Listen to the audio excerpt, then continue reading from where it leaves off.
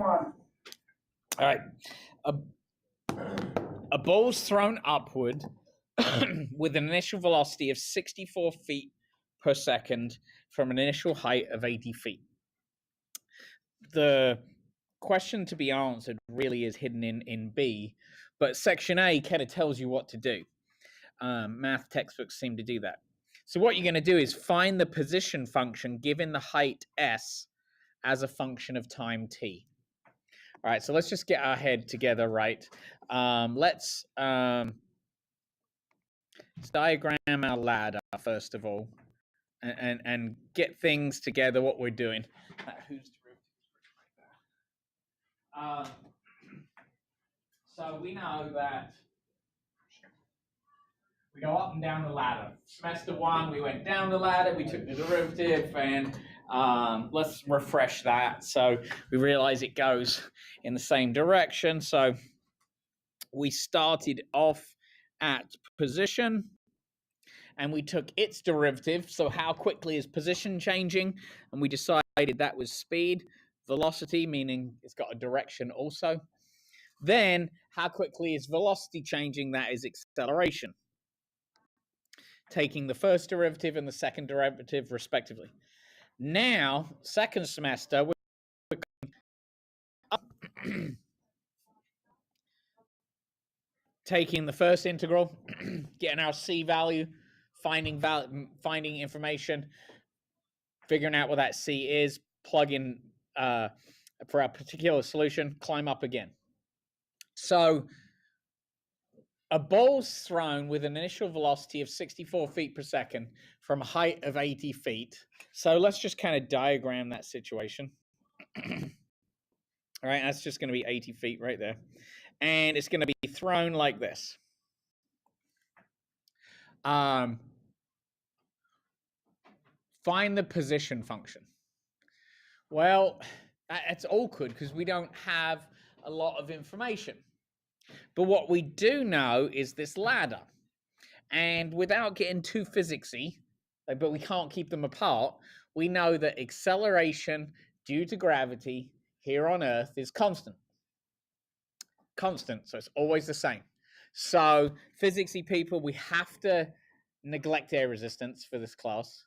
And we are going to use we're going to use a constant because we realize that it's going to be a little faster at the poles of the Earth versus the equator because of the kind of squashed sphere of the Earth. But so basically, here we go. What I'm saying is the acceleration due to gravity here on Earth is constant, and it's going to be negative 32 feet per second.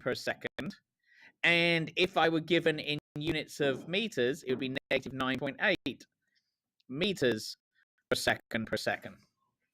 So we're going to be using those here on Earth, and then later on we'll go to different planets. But for now, that's what we know that can be an assumption here on Earth. All right, off by a little bit depending where you are, longitude and latitude. Let's just use that. So what that means is, okay, let's think through the whole process. So if I know acceleration, which is constant, meaning there's no variable, it's constant, it's the same. If I integrate that, that'll get me my velocity. My velocity will have a plus c, which I don't know what it is, but I'll go back to my word problem and read it and get some information out. And then I will have that value of c solved for, and then I'll climb up again and I'll get my position function. At that point in time, I will have the function that will be my function right here that I've seen. Now I'll have an exact formula for that shape, for that position function. And I will want to know when it hits the ground. And the ground is obviously right here. So I want to know when the function equals 0. When does it hit the ground? And then I'll just use my algebra skills. And I'm perfectly fine if you use your calculator as long as you show me the calculus along the way. So that's what we're going to do. So hopefully what I've set up here is hopefully when we go through the problem, you're going to kind of see this stuff, and then when we go over it at the end, you kind of put it all together and see what's happening. So let's move through. So a ball was thrown with initial velocity of 64 feet per second from initial height of 80 feet. When does it hit the ground? Well, for it to know when it hits the ground, I need to know position. And the only way I'm going to be able to build my position function is come up with something that's always the same. It's constant, is gravity. So let's just do that down here. So I'll do the workings by. So I know that acceleration, the acceleration function, was it in feet? It was in feet. The acceleration function is negative 32 feet per second squared. So the acceleration function is negative 32. I know that velocity is the integral of acceleration. So for the first quiz we're taking this, which would be Friday, even if we miss a day this week, it'll be perfectly fine. If I need to see that notation, right? By the time we get to testing and we're all good at this, but for a simple weekly quiz, I'm going to need to see that you understand velocity is the integral of acceleration. And I don't need to see the ladder. That's just for you to think. So then that means velocity is the integral of negative 32 with respect to time, dt. So we're not using dx anymore. So with respect to time, because the object's with respect to time. So that answer there is add 1 to the power, divide by the new power. So let me just plug this in very small here. Most people realize that that's negative 32 times t to the power of 0. All right, I'm not going to write that. It's absolutely not necessary. But that would then give you the answer negative 32t plus c. Whoops. I said v and wrote c because in my head, that c is going to be my initial velocity. You'll kind of develop that pattern of understanding, but sorry about that. So plus c. So I'm just using the formula, bring the constant of integration. But in these vertical motion problems, that will be your initial velocity. So now we're like, okay, well, if I've got to climb up the ladder again to get the position, how am I supposed to know what this c is? So then I go my particular motion problem. So in the problem, it says a ball is thrown upward with an initial velocity of 64 feet per second. All right, so then that means, so this is my velocity function. So what that means is there is a point on that function at time 0. I just looked at it. What did I say? 64?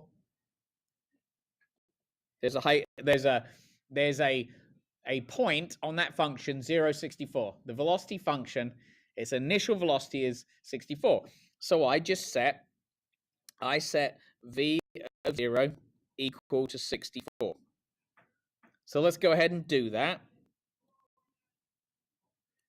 So v of 0 is equal to 64. So I'm going to change, let's do green. So 64 is going to be equal to negative 32 times 0 plus c.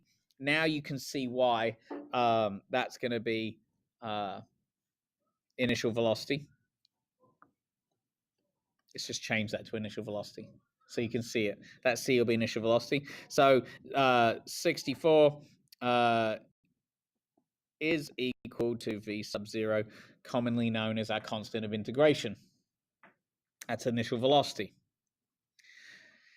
So now we have our velocity function. So at the moment, we have velocity with respect to time is equal to negative 32t plus 64.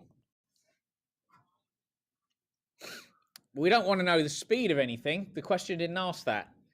The question asked, when does it, well, first of all, it says what's the position function? And the reason for finding the position function is you need to know when it hits the ground. So we need to know the position function. So to find the position function, we've got to go up the ladder one more rung. So we need to understand that the position function is equal to the integral of the velocity function. Thank you. So therefore, position function is equal to the integral negative 32t plus 64 with respect to time. So that is equal to add 1 to the power, divide by the new power. So I'll leave that. Negative 32t squared over 2 plus 64t plus c. Now, since both these have variables in them, if I were to do times 0, that c would become your initial position. So we should be all thinking about the things from semester 1. So, but it's starting to come together. But let's just do it mathematically and see how it works out. So we know that we now have our position function is negative 16t squared plus 64t plus c. Well, I want to know what that c is mathematically. I've got to figure it out. And it says it's thrown from an initial height of 80 feet. So whether it's initial or not, you would have to know that on this position function, at time 0, there is a height of 80. So there's a point 0, 80 on that curve. So that means we can go ahead and solve for that. So let's go back to black. So that means 80 is equal to negative 32 times 0 divided by 2. So that's 0 plus c. So my c is equal to 80. So now my position function is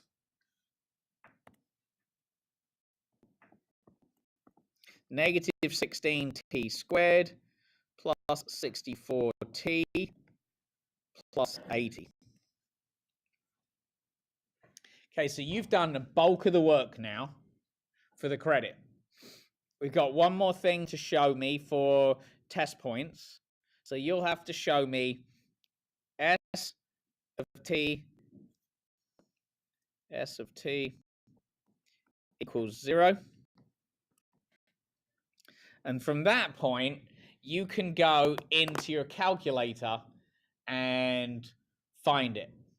So let's go back through the problem, because the rest of this is if you want to factor it, if you want to do it by hand, that's fine.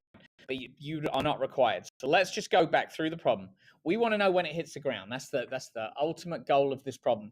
So what we did is we understood all of the integration relationship between integration and differentiation, going up and down the ladder. We understand what the shape of the position function. It's an upside down parabola. It's always going to be a negative coefficient squared function, t squared function. So we integrated, we showed the calculus, we did the work. We got our particular solution. That's all the calculus.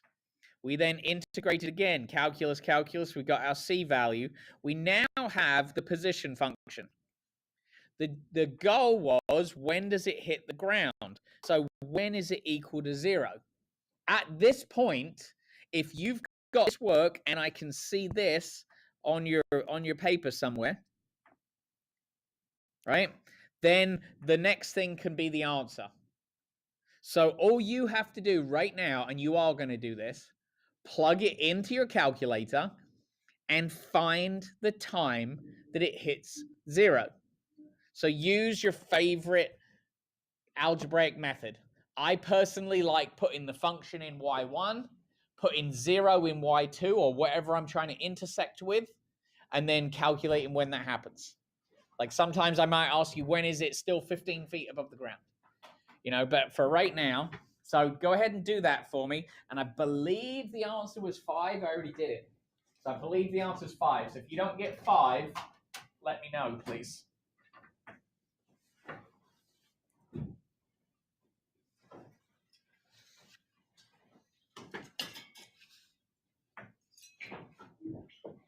Actually, video doesn't need to be on pause. We know the answer is 5. Plug it in the calculator. If they don't get it, they can bring it to me. I'll just stop that, and then we'll practice in class. I tell you what, I'm going to modify what I did earlier. For the people at home, we're going to do number 67 on page 257. That's a much more reasonable problem to start off with than the one I gave the other class. All right.